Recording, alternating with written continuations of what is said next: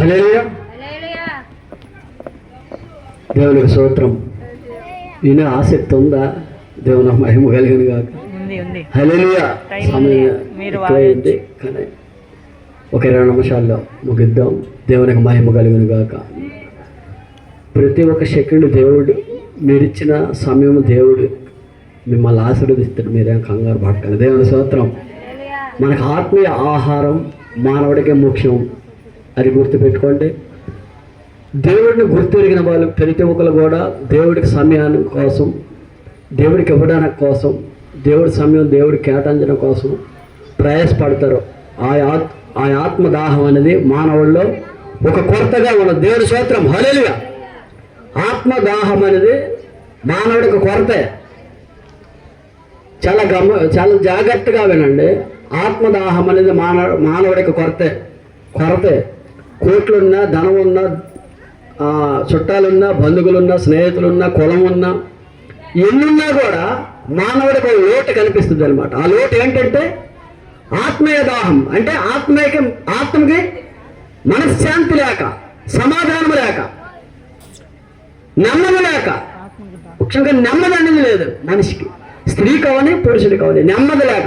ఆ నెమ్మది కావాలంటే పరిశుద్ధాత్మ దేవుడిని నువ్వు నోటితో ఒప్పుకోవాలా. సృష్టికర్త దేవుడిని స్మరించాలా. సృష్టికర్త దేవుడికి సమయం ఇవ్వాలా. సృష్టికర్త దేవుడిని కనుదృష్టి నీ పైన ఉండాలంటే, నీకు నెమ్మది కావాలంటే, నీకు ప్రశాంతత కావాలంటే దేవుడి సమయం దేవుడికి కేటాయించాలి. దేవుడి మాట వినేటట్టుగా నీ హృదయాన్ని శుద్ధి చేసుకోవాలి. దేవుడి స్తోత్రం. హల్లెలూయా. ఈ పగటి వేళ సమయంలో దేవుడు మిమ్మల్ని ఇక్కడ కూర్చోపెట్టే ప్రతి ఒక్క దానికి ఒక సమయం దేవుడిచ్చిన ఒక గొప్ప అద్భుతమైన అవకాశం అండి. అది లేక కదా అక్కడెక్కడెక్కడెక్కడో తిరగరాని చోట్ల తిరుగుతున్న మానవుడికి మనశ్శాంతి లేదు. మనశ్శాంతి మహోన్నతులకి దేవుడిచ్చిన కృప అండి. అది దేవుడిచ్చిన కృప. చిన్న వాక్యంలోకి వెళ్దాం, తర్వాత చెప్తాం. దేవుని స్తోత్రం. హల్లెలూయా. యెషయా గ్రంథం 23వ అధ్యాయం 5వ వచనం ఒకసారి చదివి వినిపించాము. చదువుతారా? యెషయా గ్రంథం. దేవుని స్తోత్రం. హల్లెలూయా. భయపడకుడి 5వ వచనం, 5వ వచనం అమ్మ. 23వ అధ్యాయం యెషయా గ్రంథం. భయపడకుడి, నేను నీకు తోడై ఉన్నాను.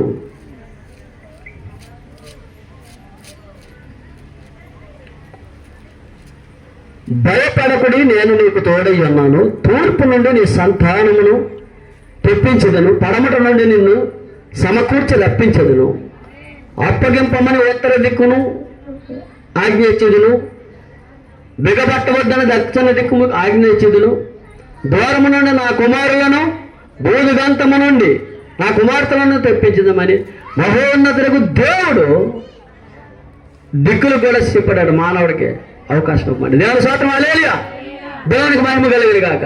ఏం చెప్పాడంట? భయపడద్దు అన్నాడు. భయపడకుడి. మహోన్నతుడికి మానవుడికి ఇదేనండి కొరత. ఇదే పెద్ద ఇబ్బంది పెడుతుంది. చిన్నదానికి పెద్దదానికి భయపడిపోతుండమాట. చిన్న ఇబ్బంది వచ్చిన భయమే, పెద్ద ఇబ్బంది వచ్చిన పెద్ద ఇబ్బంది వేసిన పక్కన పెట్టండి. అక్కడ దాకా ఉంటాడో వాళ్ళో తెలియదు. చిన్న ఇబ్బంది తట్టుకోలేని పరిస్థితి అయిపోయింది. నేను ఎంతటో వాడిని అనే ఆలోచన ఎప్పుడు కూడా మనిషికి రాదండి. నేను ఏ పాటి వాడిని అనే ఆలోచన ఉండదు. గర్వానికి తెలియకుండా వెళ్ళిపోతుంటాడు మనిషి. తన గర్వానికి తెలియదు ఆయనకి తెలియకుండా వెళ్ళిపోతుంటాడు. స్త్రీ అవని, పురుషుడు అవని. గర్వానికి ఎప్పుడైతే వెళ్ళిపోతుందో తెలియకుండా, తనకు తెలియకుండా వెళ్ళిపోయినప్పుడు తనకు తెలియపరిచేదే సృష్టికర్తలే దేవుడు అండి. దేవుడు స్తోత్రం. తెలియపరిచేదే, నువ్వు చేస్తున్న తప్పు నీకు తెలియపరిచేదే దేవుడు అనమాట. అప్పుడు తెలియపరుస్తాడు, సరి చేసుకోమని తెలియపరుస్తాడు. అదే భయపడకుడి. భయపడడం అనేది మనిషికి చాలా ఇదైపోయిందండి. భయపడిపోతాడు. చిన్నదానికి పెద్దదానికి భయపడిపోతాడు. నెమ్మది ఉండదు, ప్రశాంతత ఉండదు. ఆ భయపడిపోయి అది చేద్దాం, ఇది చేసుకుందాం అనే తలతల్లోకి వెళ్ళిపోతుంటాడు. కానీ కుటుంబం కట్టబడాలా, కుటుంబానికి నేను ఒక ఆధారంగా ఉండాలా, కుటుంబానికి నన్ను ఏర్పాటు చేసుకునే దేవుడు ప్రణాళికలో నేను ఉన్నాను. దేవుడి చిత్తము లేకుండా ఇంతవరకు నన్ను నడిపించలేదు దేవుడు అని స్త్రీ కానీ పురుషుడి కానీ ఆలోచన అంటే డైవర్ట్ అవుతుంది. గుర్తెరగలేరు, తెలియపరిచే వాళ్ళు ఒకవేళ ఏదో సందర్భంలో తెలియపరిస్తే మంచి మాట అనేది హృదయంలో ఉండడానికి ఇష్టపడదు. మా చుట్టాలు మా బంధువులు ఎవరో ఏదన్నారన్నా అది ఎన్ని సంవత్సరాల తర్వాతనైనా మనసులో ఉండిపోద్ది. కానీ ఒక మంచి మాట మా చుట్టమో మా బంధువు మాకు ఒక హెల్ప్ చేశాడనే ఆలోచన అనేది మనిషికి అది ఆ ఆలోచన నిలబడదు. మంచి నిలబడకపోవడానికి కారణం ఏంటంటే పరిశుద్ధాత్మ దేవుని నువ్వు ధరించుకోలేకపోవడమే. దేవుని స్తోత్రం హల్లెలూయా. సృష్టికర్తలు దేవుని నువ్వు స్మరించకపోవడమే. నన్ను సృష్టించిన సృష్టికర్త నువ్వు ఎక్కడున్నావని దేవుడు తలంచలేకపోవడం, మానవుడు తలంచలేకపోవడమే ఒక కొరత ఉన్నదన్నమాట. దేవుని స్తోత్రం. అదే ప్రశాంతత కోల్పోవడం అంటారు అనమాట. ప్రశాంతత కోల్పోవడం. ఇది పరిశుద్ధాత్మ దేవుడు నీలో ఉంటే నెమ్మది ఉంటుంది అనమాట. అది ఏహమంది పరమంది. ఈ లోక జ్ఞానం అనేది దేవుడికి విరుద్ధమేనండి. మనుషుల జ్ఞానం అన్నది దేవుడికి ప్రతి దానికి మనం భయపడి చేసేది ఏమీ లేదు.